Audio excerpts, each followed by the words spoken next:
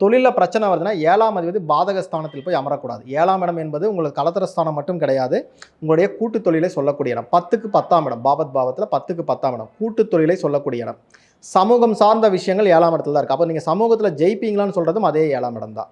அதே போல் 7ஆம் இடம் என்பது வாடிக்கையாளர்களால் லாபம் இருக்கான்னு பார்க்கணும். இதெல்லாம் பார்க்காம மொத்தமாக நான் கூட்டு தொழில் பண்ணலாமா அப்படின்னு கேட்டிங்கன்னா தப்பாக போயிடும். பண்ணக்கூடாது. தெரியாமல் பண்ணினீங்கன்னா கண்டிப்பாக அது லாஸை மட்டும்தான் உங்களுக்கு சொல்லும். அப்போ நம்ம என்ன பண்ணணும்னா முதல்ல 7ஆம் அதிபதி நல்ல நிலையில் இருக்காரான்னு ஒரு விஷயத்தை பார்த்துக்கணும். 2வது ஆட்சி உச்சத்தில் இருந்தால் மட்டும் அவர் லாபத்தை கொடுத்துட மாட்டார். அவர் பாதகஸ்தானமாக போய் உட்கார்ந்துடக்கூடாது. அந்த லக்னத்துக்கு பாதகத்திலேயோ சந்திரனுக்கு பாதகத்திலேயோ இருக்கக்கூடாது. இருந்தால் கூட்டு தொழிலால் ஒரு பிரச்சனை உண்டு அப்படிங்கிறத கன்ஃபார்ம் பண்ணிக்கோங்க.